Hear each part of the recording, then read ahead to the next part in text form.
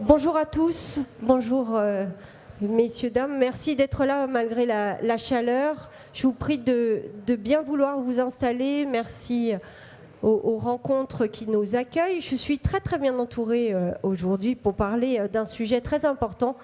Cette table ronde s'intitule « Des primo-entrants aux nouveaux arrivants, un marché du travail qui ralentit ». Alors justement, on va parler de toutes ces questions aujourd'hui, comment ça se passe en France et ailleurs, quel marché du travail avons-nous, dans quelle mesure il peut être percuté par un certain nombre d'événements, notamment l'arrivée de l'IA. Pour en parler, il y a Stéphane Carcillo du Cercle des économistes, qui est chef de la division emploi et revenus à l'OCDE. À ses côtés, Myriam El Khomri, ancienne ministre du Travail, qui est aujourd'hui, depuis 10 ans, DG de la BU Conseil de Diosiassi, groupe Oasis. À côté, bonjour. Benoît Derigny, président du groupe bonjour. Manpower en France. Laureline Serriès, General Manager d'Uber en France. Bonjour. Et puis Jean-Baptiste Thomas, directeur général d'Amazon France. Bonjour. Et Madame Abla Abdel Latif, exécutive directeur et directrice de recherche du Centre égyptien pour les études économiques. Vous voyez, nous avons un large panel. Je vous propose de procéder ainsi. Nous allons faire un débattre et puis il y aura une partie qui vous sera réservée, vous, pour vos questions, vos réactions.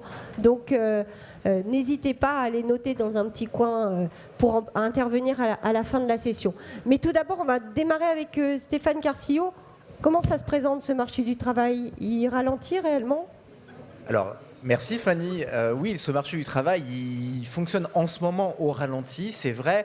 On a connu une remontée du taux de chômage, comme vous l'avez vu, au-dessus de 8%. Mais il y a quand même quelques bonnes nouvelles et ensuite un paradoxe. Voilà. Je voudrais parler aussi des bonnes nouvelles et du paradoxe.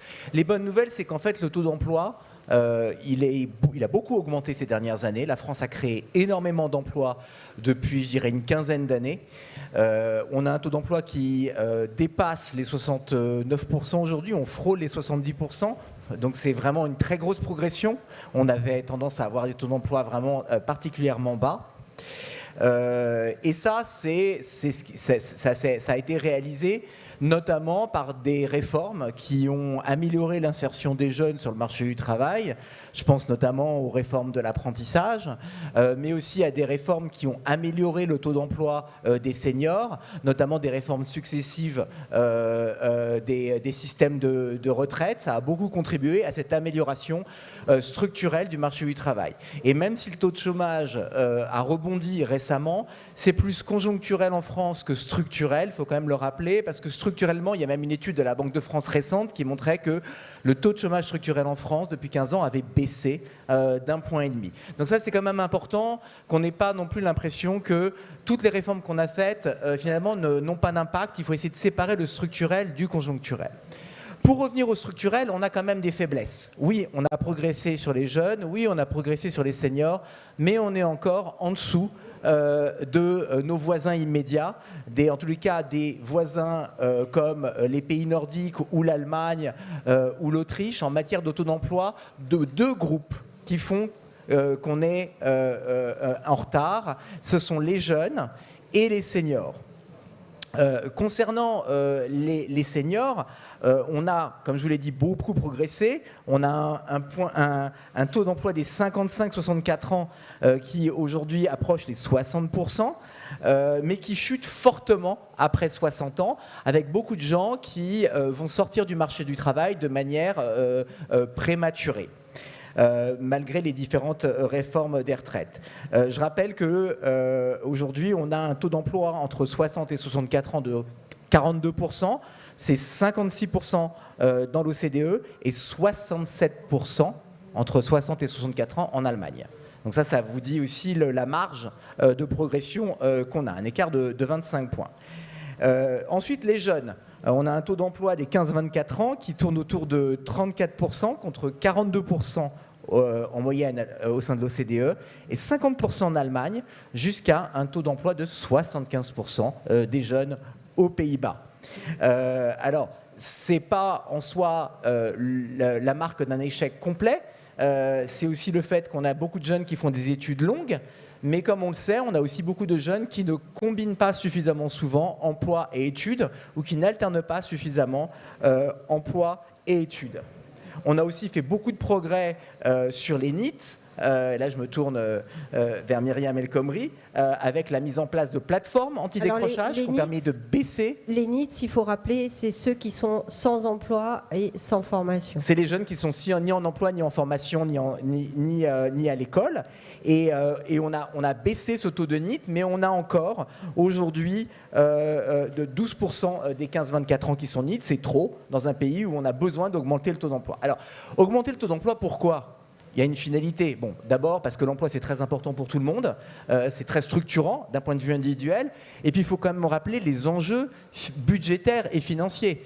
Si on avait 10 points de taux d'emploi en plus, c'est-à-dire on se rapproche de l'Allemagne qui a un taux d'emploi de presque 80% de la population en âge de travailler, ça veut dire qu'on aurait 140 milliards de plus de recettes fiscales et sociales par an.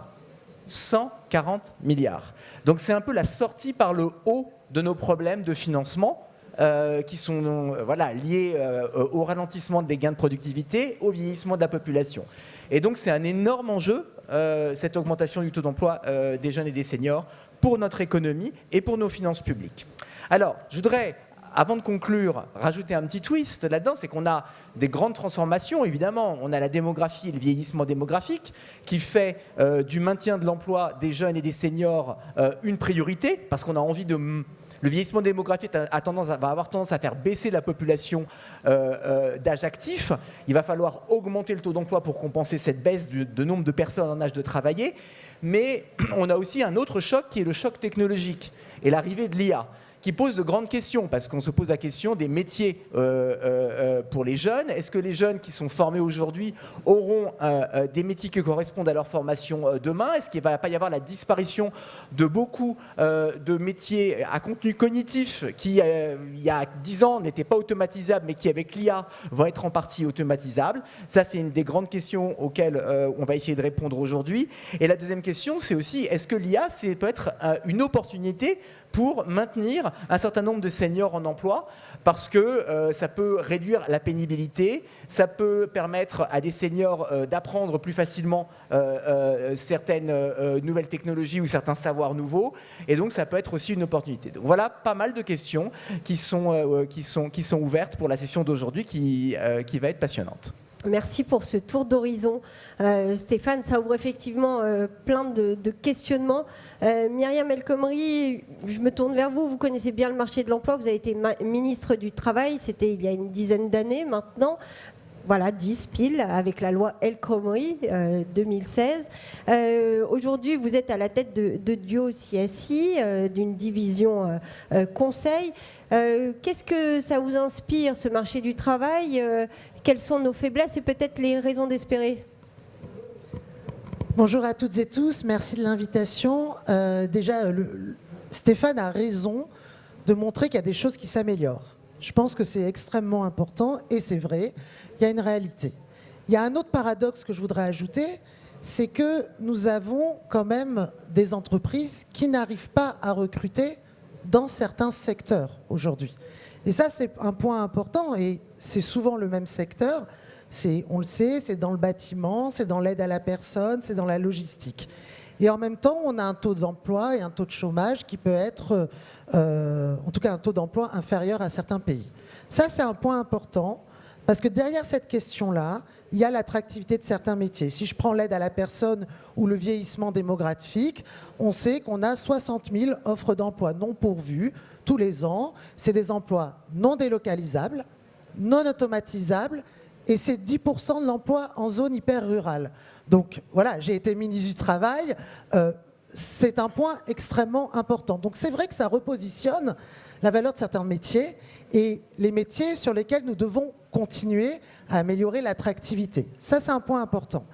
Après, Stéphane le dit aussi, le marché est fragmenté. Mais moi, je dirais même qu'il y a une multitude de marchés, finalement, et ils sont très différents. Et je le dis avec, aujourd'hui, dans mes équipes, on accompagne 100 000 demandeurs d'emploi par an. Voilà. Et donc, Il y a une multitude de marchés. Pourquoi ? Parce qu'ils sont très différents déjà selon les territoires.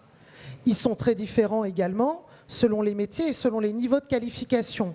Vous n'accompagnez pas de la même manière un bénéficiaire du RSA qui n'a pas travaillé depuis très longtemps qu'un jeune qui vient juste de sortir d'une qualification ou qu'une personne qui a 55 ans et qui est presque en inaptitude ou qui est en usure professionnelle. Donc ça, c'est évidemment un point important. Et derrière cette question-là, ça touche la question de la mobilité. En France, nous le savons, et ça, c'est des études qui nous le montrent depuis de très nombreuses années, on a un problème, il y a des emplois qui sont créés, mais on a un problème de mobilité géographique, là en l'occurrence, je veux dire, et tout cela est lié finalement au dynamisme du territoire. Vous n'avez pas le même taux d'emploi en Vendée que dans le bassin minier, c'est une réalité. Ça touche également aux enjeux de transport public, si vous acceptez un emploi au SMIC à 25 km, mais que vous n'avez pas de voiture, qu'il n'y a pas de transport public, ben vous n'allez pas forcément l'accepter. Et ça, c'est quand même la réalité du quotidien de tous ceux qui essaient de mettre à l'emploi. Et c'est derrière cette question-là, il y a évidemment la question de notre activité économique et comment elle est concentrée dans les grandes métropoles ainsi que les transports, mais derrière, il y a un élément majeur, et je le dis avec mon autre casquette qui est présidente du conseil de surveillance de CDC Habitat, les questions de logement comptent énormément aujourd'hui dans l'acceptation d'un emploi. Et ça, c'est quand même une réalité qui, depuis 15 ans, n'a fait que se développer. Donc on a aujourd'hui des DRH, d'ailleurs, qui se disent « je ne sais pas quoi faire, moi, sur le logement, je n'arrive pas ». Et sur le sanitaire, c'est la difficulté que nous avons. Donc oui, il y a des bonnes nouvelles, mais il y a quand même une multitude du marché. Et puis je pense qu'on parlera des jeunes et des seniors aussi. Mais voilà, je pense que la mobilité, la faible mobilité et les dynamiques territoriales différentes sont extrêmement importantes dans notre débat. Constat que vous partagez, Benoît de Rigny. Je rappelle que vous êtes à la tête de Manpower France, donc vous avez une vision globale, là aussi, des territoires. C'est ce que décrit Madame El Khomri. Oui, merci Fanny, absolument. Peut-être je rebondirai aussi sur ce qu'a dit Stéphane. Tu as évoqué des facteurs plutôt structurel, il y a effectivement un élément de conjoncture. Nous, très rapidement, je vous partage une étude qu'on fait tous les trimestres qui dit quand même qu'il y a une décélération de la dynamique d'emploi sur le troisième trimestre. Je vous explique comment ça marche. On interroge toute une série d'entreprises, à peu près 1000 tous les trimestres, et on leur demande très simplement, est-ce que vous prévoyez d'embaucher, de baisser les effectifs ou de maintenir au même niveau ? Et on fait un solde entre ceux qui ont dit j'embauche et ceux qui ont diminué. L'index qu'on calcule, au premier trimestre, il était à 35, au deuxième trimestre, il est à 17, et au troisième trimestre, en prévision, il est tombé à 0. Donc ça dit quand même quelque chose, ça dit que l'emploi, il y a une forme de dégradation, et surtout, c'est très instable. Mais là-dedans, il y a des choses intéressantes, c'est-à-dire que quand on regarde par secteur, il y a des secteurs, c'est très clivé en fait, il y a des secteurs qui sont extrêmement dynamiques, l'aéronautique, la défense, l'espace, l'énergie, le matériel de transport, qui ont des index d'embauche et de prévision d'embauche au troisième trimestre très forts. Et puis il y en a d'autres qui sont un peu tankés, je vais dire. Tout ce qui est lié à la consommation des ménages. Très clairement, l'agroalimentaire, l'automobile, et encore, il faudrait scinder entre l'électrique et le thermique.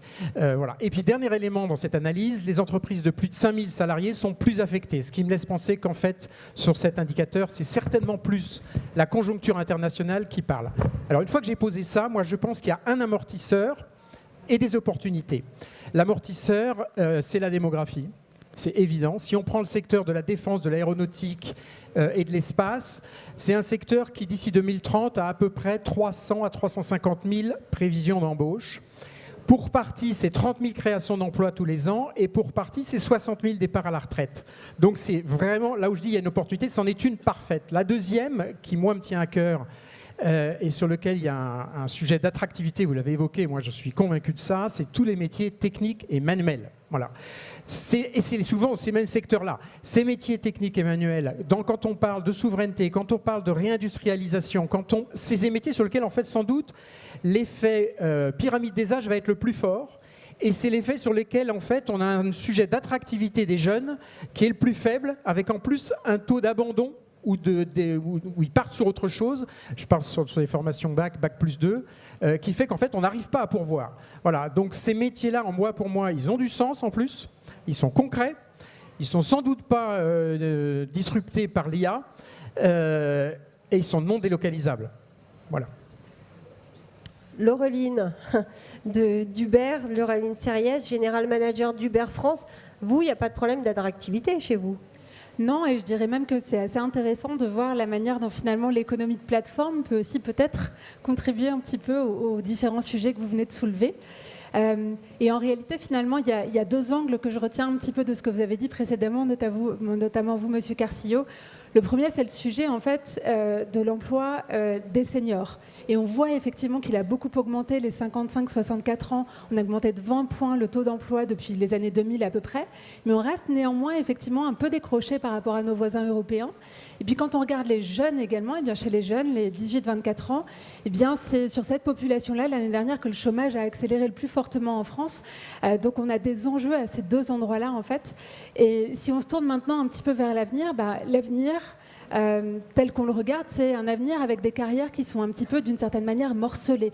Alors qu'est-ce que j'entends par là? Bien sûr, le CDI reste une forme stable d'emploi, des gens ont accès au CDI et il reste un certain nombre d'années, mais la réalité telle que l'OCDE l'a décrit également, c'est que désormais une carrière, ça va se faire sur une quarantaine d'années, avec peut-être 2 voire 3 ruptures majeures, des reconversions, des changements de statut, du passage de salarié à indépendant et d'indépendant à salarié.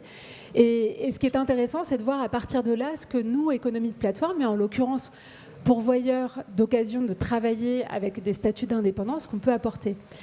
Et la réalité chez Uber, elle est assez intéressante aujourd'hui parce que quand vous y pensez, en réalité, pour devenir chauffeur sur la plateforme Uber, ce n'est pas un processus de recrutement classique. Vous ne passez pas d'entretien. Vous n'avez pas de lettre de motivation. Ce dont vous avez besoin, c'est évidemment de passer l'examen de chauffeur VTC, d'avoir un contrôle par la préfecture de police, et ensuite vous pouvez commencer à exercer votre activité. Et en fait, cette opportunité-là, eh bien, ce qu'on voit, c'est que les jeunes et les seniors s'en saisissent. Et d'après une étude qu'on a menée spécialement pour l'occasion de ce panel aujourd'hui, on a interrogé ces deux populations-là. Et ce qui est intéressant, c'est que chez les jeunes, donc les moins de 30 ans, 72% d'entre eux disent que devenir chauffeur sur Uber a été une occasion pour eux d'avoir un accès facile à une activité rémunérée.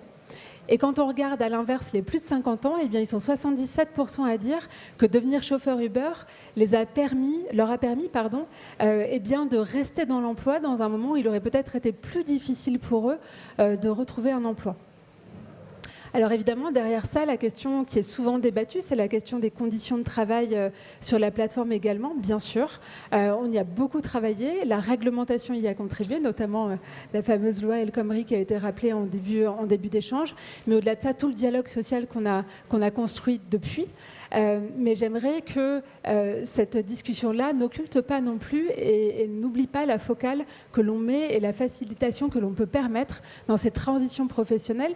Et c'est d'autant plus important à mentionner que quand on se projette sur les, on va dire, 10 prochaines années, eh bien, le secteur d'activité des VTC est prévu en croissance d'une 15% par an, encore sur les 10 prochaines années. Donc ce sont encore de belles opportunités, et notamment sur les territoires, puisque les plus grandes villes sont matures, mais sur les territoires, j'allais dire, moins densément habités, eh bien, c'est là que réside le plus d'opportunités pour nous de création de nouvelles opportunités économiques. Et justement, pardonnez-moi, est-ce que dans un moment où le marché du travail ralentit, vous voyez de plus en plus de chauffeurs arriver, seniors ou juniors, ou même des gens qui sont en transition professionnelle? Oui, c'est ce qu'on voit, et en fait, ils représentent, en fait, les jeunes et les seniors, ils représentent 1/3 de nos chauffeurs au total sur la plateforme, donc c'est beaucoup. Et si je prends l'exemple des seniors, par exemple, donc encore une fois, les plus de 50 ans, ils sont 2/3, je répète 2/3, à avoir été, avant de devenir chauffeur Uber, plus d'1 an au chômage. Donc c'est une vraie opportunité pour eux de soit compléter leur retraite ou soit revenir à l'emploi. Merci. Jean-Baptiste Thomas, vous êtes à la tête de Amazon France, autre plateforme. Et vous, la particularité, c'est que vous progressez en France. Vous avez ouvert, pas plus tard qu'hier, un nouvel... dans la région Rhône-Alpes. Vous avez du mal à recruter ? Je voudrais peut-être apporter un regard complémentaire d'une entreprise qui recrute sur le terrain et donc qui est confrontée à la réalité du marché du travail. Donc déjà peut-être Amazon, on est le premier créateur d'emplois depuis 2010, on a 25 000 emplois en CDI. Et là on a annoncé un plan d'ouverture d'entrepôts, notamment avec la création de 8 000 emplois CDI supplémentaires sur les 3 prochaines années. Et je vais peut-être rebondir aussi sur un certain nombre de points qui ont été faits.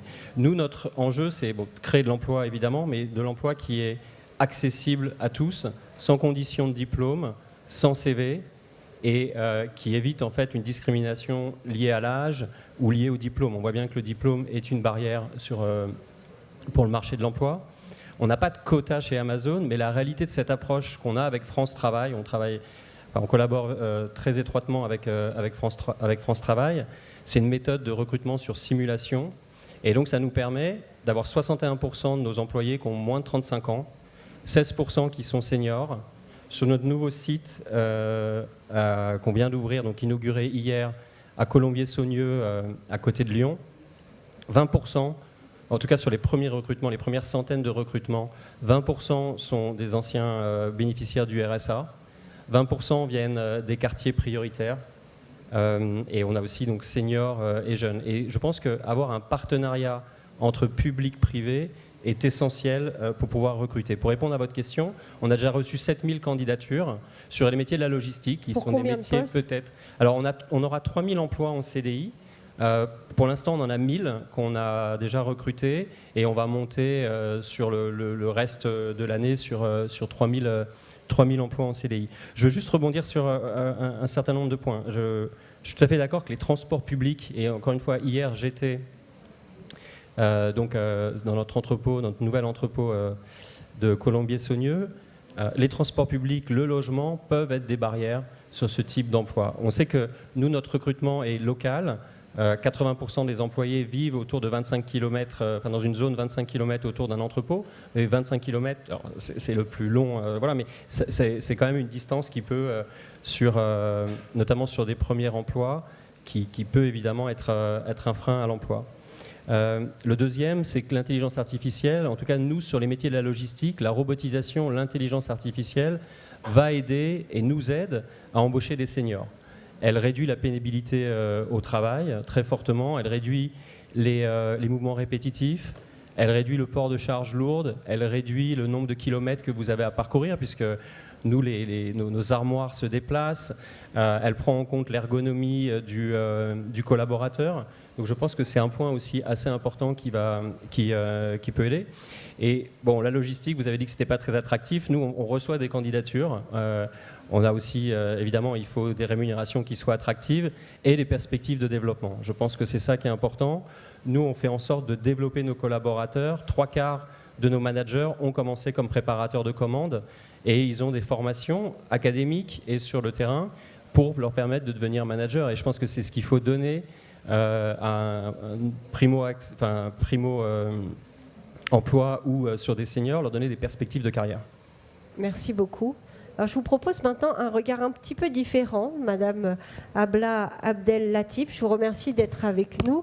Vous venez d'Égypte, vous êtes à la tête du Centre égyptien pour les études économiques. Qu'est-ce que vous avez envie de nous dire, vous, sur ce marché du travail? Vous avez un petit micro déjà ou... Oui. Oui, bonsoir à toutes et tous et merci pour l'invitation. Je commence en français parce que moi je peux utiliser le français au niveau social, mais au niveau technique il faut aller à l'anglais tout de suite. Alors vous allez m'excuser que je vais parler en anglais, mais juste un seul mot en français. La chaleur ici c'est pire qu'en Égypte. Je dois vous dire ça, c'est terrible que je dis ça, mais c'est la vérité. Hein? Alors vous pouvez aller au Caire et ça va être un peu mieux. Okay. On a entendu. All right. Having said this, I want in this first round to do. Alors je voudrais dire deux choses tout d'abord. Alors trois petites choses. Alors un petit commentaire s'agissant du marché du travail français qui a été très bien décrit par mes collègues. Deuxièmement, je voudrais parler des faits qui sont afférents au marché du travail partout, pas simplement en France. Et je voudrais faire des observations relatives à l'IA et l'impact sur le marché du travail. Et je pense que c'est essentiel.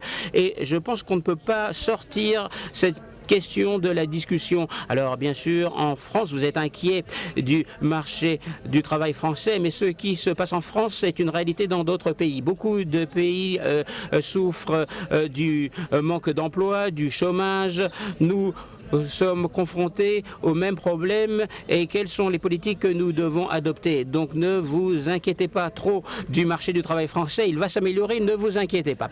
Alors le marché du travail en général, alors la première observation, il y a une asymétrie des informations, donc en réalité tout le monde n'a pas les informations. Moi je parle des trois parties prenantes, le gouvernement, les entreprises, les sociétés et puis la population, les jeunes et les vieux. Ce sont les trois parties prenantes. En fait, l'information sur le marché du travail est disparate.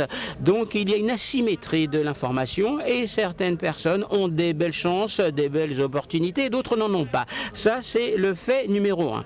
Deuxièmement, l'intelligence artificielle, c'est un fait de vie que l'on ne peut pas mettre sous silence. Il faut apprendre à gérer l'IA. Et je pense que c'est la principale inquiétude. La troisième chose, les personnes jeunes sont en mesure d'apprendre de nouvelles astuces et de nouvelles choses qui sont liées à l'IA.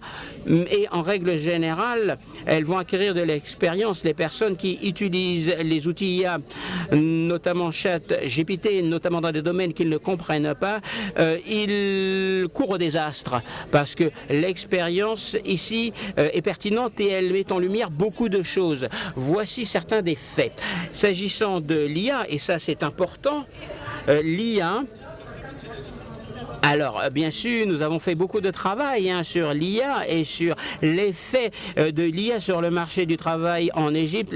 L'observation numéro 1 est la suivante. Les emplois ne disparaissent pas. Ce qui arrive, c'est qu'il y a certaines tâches dans le cadre des emplois peuvent être remplacées.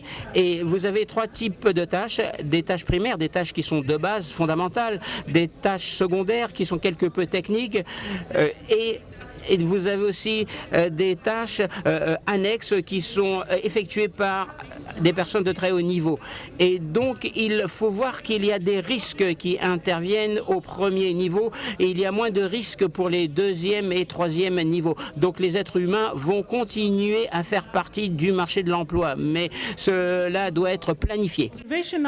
Deuxième observation, c'est une actualité qui vient de sortir. La société Ford a décidé de faire revenir 350 des employés seniors qu'ils ont licenciés très récemment parce que les boulots ont été remplacés, donc ils les ont licenciés. Maintenant, ils les reprennent.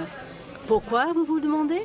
Parce que leur observation et la façon d'aborder la conception de la qualité n'a pas été saisie par l'IA, n'était pas possible de saisir par l'IA. Donc, ces personnes seniors, à tous les niveaux, ont une expérience, un vécu.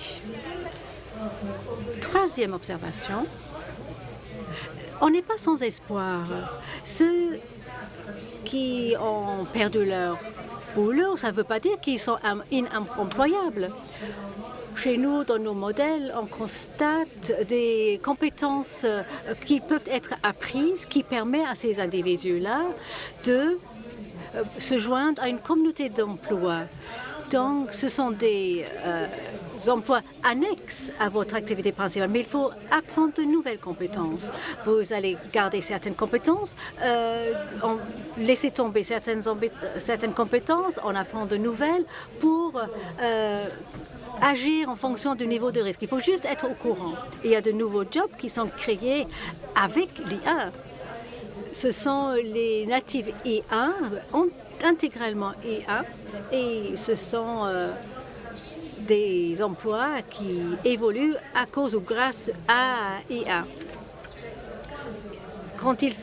Lorsqu'il y a des questions de contenu, il faut vérifier la qualité de l'IA. L'IA peut faire certains contenus, mais il faut qu'un être humain fasse le nettoyage par la suite. Alors, ce sont les informations, ces observations qui demandent comment accueillir ce changement. Qui doit initier, qui doit lancer ce changement? Ouais, on peut bien débattre de ce qu'il faut faire, mais il faut savoir qui va faire ce taf. Parce que nous n'avons plus le luxe d'avoir beaucoup de temps. Et j'espère que cette expérience égyptienne peut vous être une inspiration ou une aide. Dans cette discussion sur les changements qui sont apportés là sur le marché du travail. Qui veut réagir? Peut-être vous avez commencé à en parler de votre côté, mais chez Uber par exemple, qu'est-ce que ça va changer? Ça change beaucoup de choses chez Uber, l'IA. Alors évidemment comme dans toutes les entreprises, mais si on s'interroge spécifiquement sur les opportunités que ça crée, mais comme je le disais tout à l'heure, les emplois qui sont proposés, le travail qui est proposé aujourd'hui sur la plateforme Uber est souvent un travail qui peut servir de conversion, c'est-à-dire qu'un chauffeur en moyenne reste 3 ans sur la plateforme, et je disais que les jeunes se saisissent de l'opportunité et qui sont nombreux à dire que c'est grâce à ça qu'ils mettent le pied à l'étrier pour l'emploi, mais 32% de ceux qui nous rejoignent parmi les jeunes savent depuis le départ et nous disent que ce n'est pas leur vocation que de rester chauffeur Uber à moyen terme, et on sait, les études convergent pour pointer le fait que derrière, en fait, quand on a eu une première expérience professionnelle, ça augmente l'employabilité, etc. Donc dans des moments de transition où les ruptures vont arriver, où de nombreux nouveaux métiers vont émerger, d'autres vont se transformer, pouvoir bénéficier d'opportunités de transition comme ça, c'est me semble-t-il, très intéressant. Ça, c'est un aspect des choses. Évidemment, on a notre lot de transformation également. Et le gros de la transformation qui nous attend, qui est devant nous, c'est évidemment le sujet du véhicule autonome auquel on s'attelle. Et ce qu'il faut bien voir, c'est que ça n'est plus une réalité hypothétique. C'est déjà une activité réelle aux États-Unis. Et puis, c'est une activité qu'on s'apprête à lancer cette année, à tester à Londres, à Madrid, par exemple. Ce qui veut dire quand même que les emplois disparaîtront. Ce qui veut dire que les emplois seront impactés nécessairement, mais la vision qu'on défend en fait chez Uber aujourd'hui, c'est que en fait le modèle sera nécessairement hybride pour plusieurs raisons. La première raison, c'est que l'activité VTC n'est pas linéaire, ni sur une journée, ni sur un mois, ni sur une année. Il y a des pics et donc ça ne se prête pas entièrement en fait à la voiture autonome. Donc on continuera à avoir besoin d'un système dans lequel les humains seront au centre. C'est la première chose. La deuxième chose, c'est que tous les usages ne se prêtent pas non plus à l'intelligence artificielle et aux véhicules autonomes. Certaines conditions météo, certaines zones dans les villes, les centres-villes historiques par exemple, ou compliquées d'un point de vue circulation, s'y prêteront peut-être moins bien aussi. Il y aura une question aussi de courbe d'adoption de la part des utilisateurs. Ça va prendre beaucoup de temps avant que chacun ait envie de finalement passer au véhicule autonome. Et puis, au-delà de ça, évidemment, il y a la question cœur qui est la question de l'emploi. Mais sachant que tout cela va se faire progressivement et qu'un chauffeur en moyenne reste 3 années sur la plateforme, eh bien, il faut qu'on construise, en partenariat avec les pouvoirs publics, un plan pour l'accompagnement en fait, de la transformation des jobs, mais sachant que d'autres jobs sont aussi en train de se créer dans notre secteur, comme par exemple tout le travail autour de la maintenance des véhicules. Avant, c'était le chauffeur qui s'occupait d'entretenir son véhicule. Demain, il y aura des gestionnaires de flotte qui vont s'occuper de ça, par exemple. Il va y avoir des superviseurs qui vont s'occuper de regarder comment fonctionnent en fait, les véhicules à tout instant du jour et de la nuit. Donc le secteur crée aussi en parallèle de nouveaux emplois.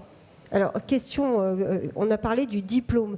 Je crois que c'est vous, monsieur, qui avez dit le diplôme, chez nous, ce n'est pas une barrière. Est-ce qu'aujourd'hui, Benoît Dorigny, le diplôme, ça peut être un inconvénient? Et finalement, est-ce que c'est la fin de la société du marché du travail où le diplôme, en tout cas en France, est prépondérant? Alors, le diplôme en France reste quand même important. Mais je pense qu'on voit bien avec l'IA, et pour reboucler au sujet, que c'est le sujet des soft skills dont on parle souvent, mais encore plus avec l'IA, monte en puissance. Parce qu'en fait, ce qu'il faut être, c'est curieux. Ce qu'il faut être, c'est apprendre à apprendre. Et il faut être créatif et il faut savoir travailler en équipe. Et ces 4 composantes-là, c'est pas sur un CV que ça s'apprend. C'est pas dans un cursus, ça peut s'apprendre dans un cursus scolaire, mais c'est beaucoup plus le fruit de la pratique. Et l'IA montre que ça ne se disrupte pas.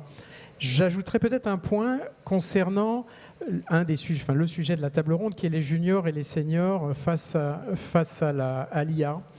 Je pense que les seniors sont mieux armés, paradoxalement, en particulier sur l'IA générationnelle, que les juniors. Et j'explique pourquoi. Parce qu'ils ont travaillé sans et qu'ils sont beaucoup plus en capacité de challenger l'IA dans la qualité de ses réponses et de contester éventuellement tout mirage, alors que la jeune génération va avoir une grande dextérité dans l'usage de l'IA, mais peut-être pas le recul, l'expérience, la culture générale, l'expérience de vie pour challenger les résultats que sort l'IA et la faire mieux travailler. Et si je vais là-dessus, c'est que d'abord c'est le fruit de l'expérience et du constat dans nos équipes. c'est aussi le fruit d'expérience et des échanges que je peux avoir avec un certain nombre de nos clients. Et je prends par exemple le monde du conseil, c'est assez intéressant parce qu'ils vous disent, la toute jeune génération qui arrive là sur le marché de l'emploi a fait ses études avec l'IA. Donc c'est des as de toutes les solutions d'IA. Celle qui est plus en difficulté, c'est celle qui a 30 ans, qui a déjà 3-4 ans derrière, et qui n'a pas fait ses études avec l'IA, et donc qui doit rattraper le retard. Voilà. Et à l'inverse, de l'autre côté, ceux qui sont plus expérimentés, finalement, l'ont adopté, mais l'ont adapté comme un collègue de travail, donc les seniors, et sont en capacité de mieux prompter, de challenger la qualité des réponses et de pousser l'IA plus loin, en tout cas générationnelle, dans ce qu'elle peut apporter dans une contribution collaborative au niveau d'une équipe. Merci beaucoup. Myriam El Khomri, la question du diplôme. Une chose est sûre, et ça n'a pas changé, c'est que plus le niveau de qualification est élevé, plus l'accès à l'emploi est rapide, stable et durable. Donc ça, cette loi-là, on la connaît maintenant depuis depuis toujours peut-être, hein, depuis qu'il y a eu plus grand accès. Mais en tout cas, ça protège pas de tout, mais en tout cas, ça crée une inégalité dès l'entrée dans la vie active. Ça, c'est un premier point. Le deuxième, et moi je réagis par rapport à ce que vous avez dit, la question de l'IA aujourd'hui, l'impact sur l'emploi, on n'en sait rien, réellement. Et je pense qu'on peut tous se le dire, et toutes les études qui viennent aussi des États-Unis montrent que l'impact sur l'emploi, malgré ce qui avait été annoncé, on n'en sait rien. Par contre, une chose est sûre, c'est que ça interroge la maturité technologique, managériale et organisationnelle, parce que le sujet, c'est un sujet évidemment de productivité derrière. C'est vital dans certaines industries. Regardons notre industrie automobile. On mettait 3 ans à faire un nouveau projet. Les Chinois mettent 6 mois. On peut être heureux aujourd'hui que l'IA vienne nous permettre de le faire à 9 mois. C'est une réalité.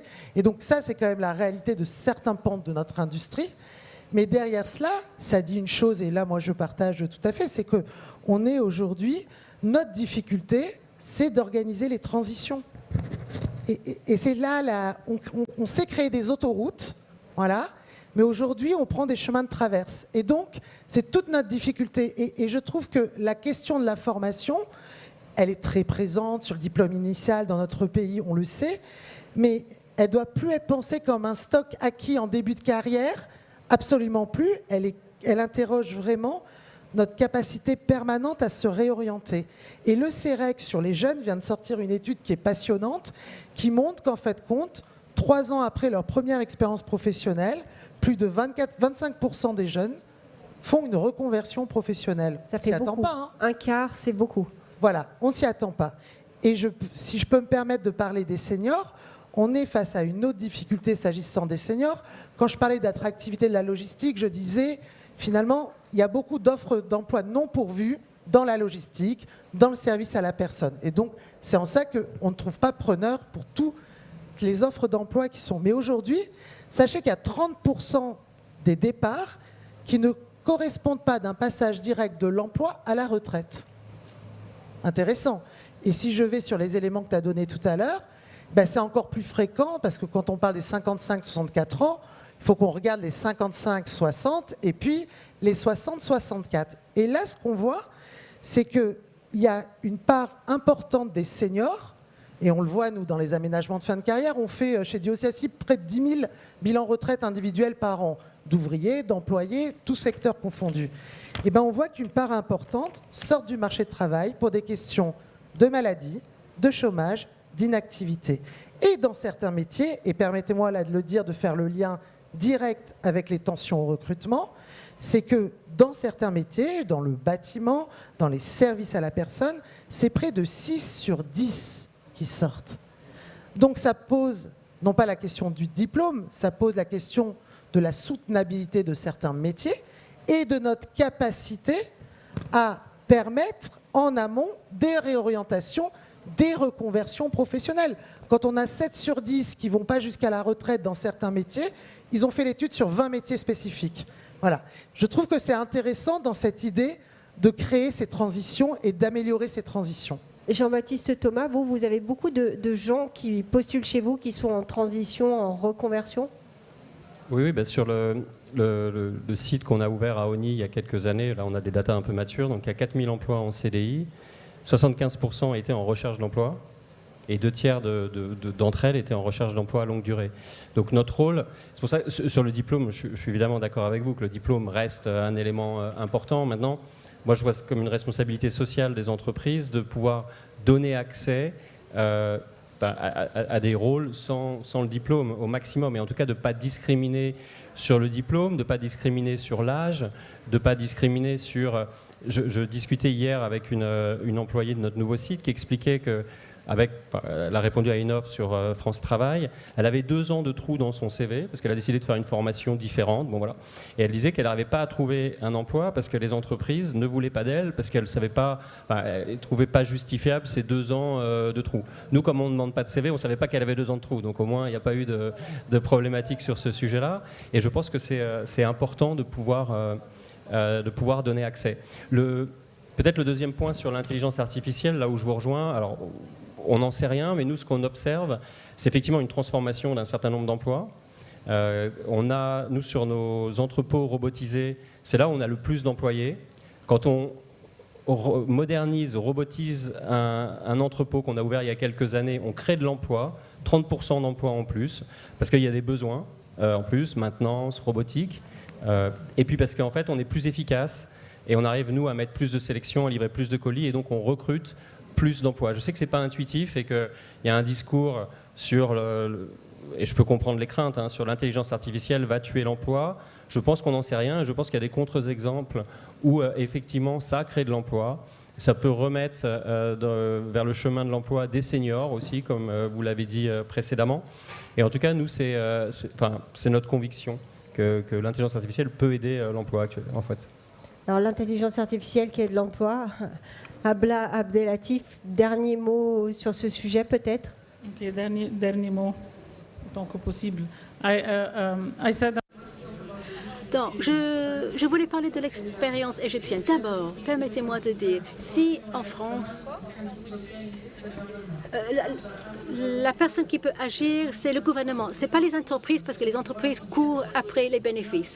Les jeunes, on ne peut pas les forcer, mais on peut faciliter l'apprentissage. En Égypte, pendant 4 ans, au centre, nous avons 4 personnes qui reçoivent un salaire afin d'innover. C'est un peu une copie du modèle chinois. Donc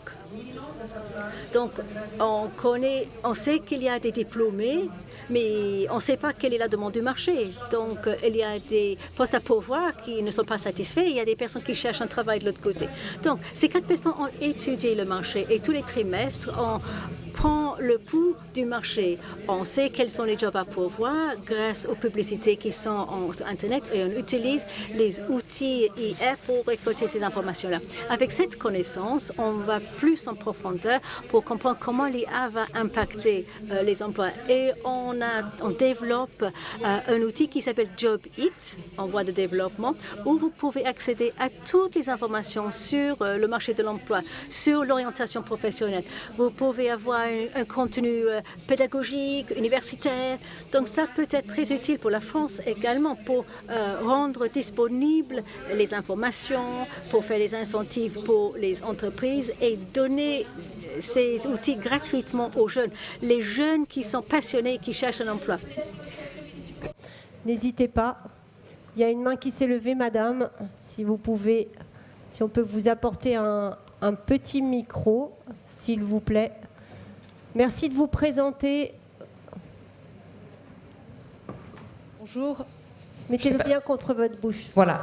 Bonjour, je suis Sophie Penaporta, je suis professeure agrégée en économie, droit et management et ancienne avocate d'affaires. Donc moi j'ai déjà fait une reconversion. En fait, je vous écoute tous et j'ai une remarque qui aboutit à une question. On parle des avantages du marché du travail, des choses qui ont été faites pour les apprentis, pour les seniors. Il y a quand même eu la suppression du crédit impôt recherche pour les apprentis. Je ne trouve pas ça un avantage. Et sur les seniors, priorité d'emploi des jeunes, que je sache, et c'est complètement contradictoire avec ce que j'apprends dans les manuels à mes étudiants en économie, et je leur fais remarquer, Capgemini a quand même licencié des cols blancs. Hein, et on nous dit que c'est toujours les travailleurs peu qualifiés qui vont disparaître. Non, c'est pas vrai. C'est pas ce qui se passe actuellement. Et je rejoins le monsieur d'Amazon. Effectivement, je pense qu'actuellement, à cause de l'IA, c'est les travailleurs les plus qualifiés qui peuvent accéder parce qu'ils seront aidés. Bon, moi, je me forme à l'IA, je l'utilise, hein, mais toute seule. Deuxième chose... Donc votre question, pardon, c'est est-ce que l'IA va percuter plus fortement les cols blancs? Oui. Peut-être la réponse. Enfin, moi, j'ai un témoignage. Dans tous les métiers, il y a une dimension cœur, relation, une dimension esprit et une dimension manuelle. Moi, ma conviction, et nous, on le voit tous les jours, tous les métiers qui vont avoir une dimension manuelle et une dimension relation, cœur, vont monter en puissance. Et pour les autres métiers, c'est cette dimension-là qui va monter en puissance. Autrement dit, la question, c'est pas tellement de se dire où est-ce que je vais mettre de l'IA, il y en aura partout. La question, c'est de se dire où je laisse de la relation humaine. Et maintenant, pour en revenir à votre point très précis, sur tous les métiers dits col bleu, même si moi je trouve que cette façon de formuler est un peu réductrice et voire péjorative, mais en tout cas, tous les métiers manuels et techniques sont des métiers pour moi pour lesquels il y a un vrai avenir.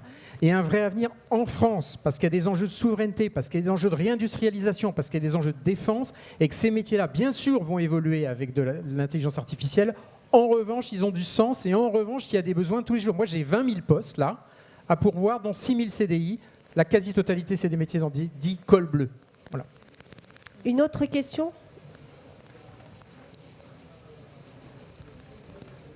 Merci beaucoup. Bonjour, Alexandre Maillot. Moi, je suis entrepreneur et issu d'une grande famille d'entrepreneurs du Nord. Et vous n'avez pas du tout parlé de l'entrepreneuriat et comment on peut pousser les jeunes ou les seniors à entreprendre pour créer de l'emploi. Je voudrais vous écouter, et notamment Madame l'ancienne ministre, peut-être. Il y a des choses à nous raconter autour de ça. Tout est bon pour créer de l'emploi. Donc, évidemment, et la création d'entreprise, il y a d'ailleurs beaucoup de demandeurs d'emploi qui sont accompagnés à la création d'entreprises. C'est pour ça qu'on dit qu'il faut qu'on travaille plus une économie de la transition plutôt que des parcours discontinus. On le disait tout à l'heure, on va changer de statut aussi. On peut passer, l'idée du CPF était une très belle idée, c'est un sac à dos de droit. Compte personnel de formation. Compte personnel de formation. Et quel que soit son statut, voilà, c'était plutôt une bonne idée.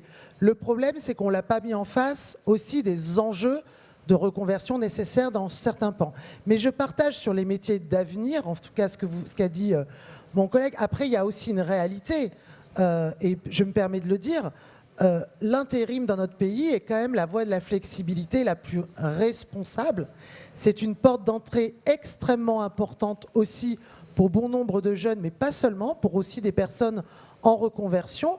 Et n'oublions pas, tu l'as dit tout à l'heure, notre système est basé sur l'emploi des actifs. Hein, et on peut être fier qu'un intérimaire, quand il fait 414 heures, il a sa mutuelle, sa prévoyance, les aides sociales et une portabilité de 6 mois. Ça compte dans la vie quotidienne. Donc oui pour la création d'entreprise, mais au-delà de tout ça, c'est aussi comment on arrive à maintenir aussi, à permettre de financer notre système de protection sociale. Donc il faut tout faire pour mettre les gens en emploi. On est tous d'accord là-dessus, quelles que soient les voies. Une dernière question. Non, pas de... Si, madame, allez-y alors.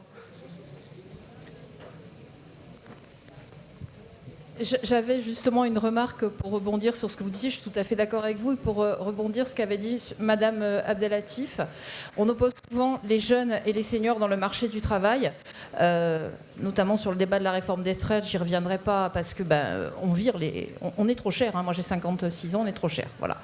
Et elle disait qu'on rappelle les seniors. On les rappelle pourquoi ? Pour les compétences. Et c'est ce que vous disiez. Au lieu d'affronter les jeunes et les seniors, pourquoi ne pas les rassembler pour mutualiser ces compétences et permettre une meilleure compétitivité des entreprises ? Stéphane. Alors, sur ce sujet, on a beaucoup d'évidences qui montrent qu'effectivement, l'emploi des seniors, ça n'est pas à opposer à l'emploi, ce n'est pas l'ennemi de l'emploi des jeunes. Les pays qui ont le taux d'emploi des jeunes les plus élevés ont aussi le taux d'emploi des seniors les plus élevés. Pourquoi ? Parce que ce ne sont pas les mêmes compétences, ce ne sont pas les mêmes postes qui sont occupés très souvent.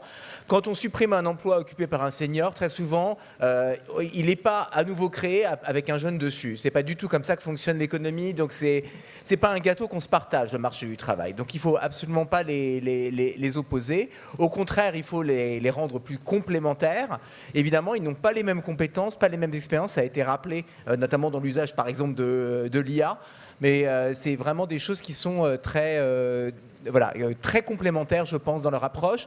Pendant très longtemps en France, on a eu l'impression qu'on pouvait partager le travail. On est sorti complètement de cette logique dans les années 2000, je dirais, où on a effectivement compris qu'il fallait avoir tout le monde sur le marché du travail et que les seniors les seniors qui restent en emploi ne prennent pas la place des jeunes. Ça ne marche pas du tout comme ça.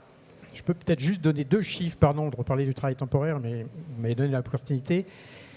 Dans le travail temporaire, c'est vrai chez nous, mais c'est vrai pour tous mes confrères, 50% des intérimaires ont moins de 30 ans et 18% ont plus de 50 ans. Et donc, pour les uns, c'est un besoin d'expérience et pour les autres, c'est un besoin d'opportunité. Et dans 20% des cas, dans moins d'1 an, ça se traduit par une proposition d'embauche. Et l'intensité d'emploi n'est pas la même. C'est-à-dire qu'en fait, pour les seniors, en fait, ils vont travailler en moyenne 600 heures dans une année et après, ils vont trouver une opportunité. Alors que pour les jeunes, c'est 400 heures. Donc, on voit bien que on parle de 2 choses différentes. Pour les uns, c'est un besoin d'opportunité et pour les autres, c'est un besoin d'expérience professionnelle, c'est-à-dire de construire un curriculum. Quelque chose à ajouter ? Une question. Si on peut donner un micro à... Je vais vous donner le mien. Alors, bonjour à tous, je suis Hélène Nouri, une étudiante de Mohamed VI, l'université de Mohamed VI au Maroc. Alors, je suis en première année en économie appliquée. Et je reviens sur un point, vous avez dit que les jeunes sont confrontés à toute discrimination face à l'âge, à l'expérience et aussi au diplôme. Je comprends tout à fait qu'il faudrait accepter ce type de profil, mais est-ce que ça présente aussi un risque et une perte pour les entreprises ?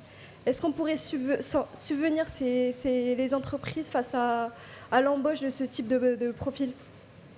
Qui veut répondre ? Je peux peut-être prendre le point. Je pense que ça dépend des types de postes. On peut pas faire. C'est compliqué d'avoir une réponse généraliste. Il y a des postes sur lesquels on va continuer à avoir besoin de diplômes ou de formation.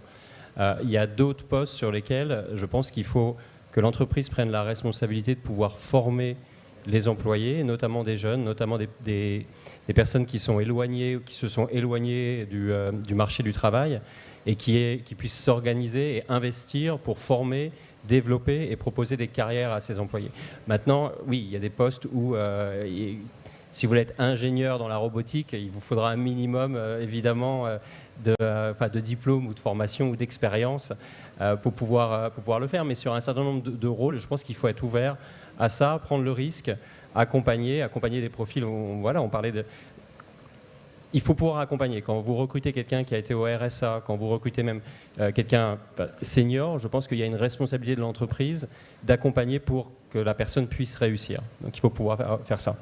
Stéphane, la conclusion, parce qu'on arrive au bout de cette table. Non, j'ai trouvé qu'il y avait finalement un fil conducteur dans tout ce qu'on a dit, c'est la question des transitions et la question de l'information et de l'orientation. Il y a beaucoup de métiers qui existent pour les jeunes, pour les seniors, qui sont des opportunités. La France a un déficit de transition d'emploi à emploi. On fait beaucoup de transitions vers le chômage, mais on a du mal à faire le saut d'emploi à emploi. Et il y a un problème d'information. C'est ce que disait madame. Exactement. À la fois chez les jeunes et chez les seniors. Chez les jeunes, Myriam, c'est un peu ce que tu as dit tout à l'heure. Le fait qu'on fasse tellement de reconversions après 3 ans pose aussi la question, est-ce qu'on a été bien orienté au moment de faire ses choix d'études ? Ça, c'est un premier sujet. Mais il y a aussi un problème d'orientation des demandeurs d'emploi, d'arriver à les convaincre d'aller vers des métiers dans lesquels il y a une forte demande et leur montrer qu'il y a des carrières dans ces métiers, y compris dans des métiers qui vont être potentiellement fortement chamboulés par l'IA, parce que l'IA, c'est pas uniquement de la substitution des emplois, c'est aussi de l'augmentation et c'est aussi de l'augmentation de la productivité. Je pense que les exemples ont été très très intéressants. Hein. On peut à la fois supprimer certains emplois, mais en créer beaucoup d'autres parce qu'on devient plus productif. Et donc, il y a des opportunités qui sont importantes. Mais je crois que la clé, c'est vraiment l'orientation et le partage de l'information. Et dans ce domaine, que ce soit en matière de conseils d'orientation chez les jeunes, de conseils d'orientation pour les personnes qui veulent se reformer dans le cadre du CPF ou du compte, du compte personnel, on a vraiment des choses à améliorer dans l'accès à l'information et dans la communication des opportunités pour convaincre les jeunes et les seniors d'aller vers les secteurs qui sont porteurs. Merci beaucoup et ça me fait une transition toute trouvée. Les rencontres, c'est un lieu d'échange, d'information, d'opportunités. Ça démarre, on est le premier jour. Il va y avoir encore plein de tables rondes auxquelles vous allez pouvoir assister. Celles que vous ne pouvez pas suivre, vous pouvez les suivre en replay sur le site. Merci, je crois vous pouvez les applaudir à tous nos intervenants et merci beaucoup.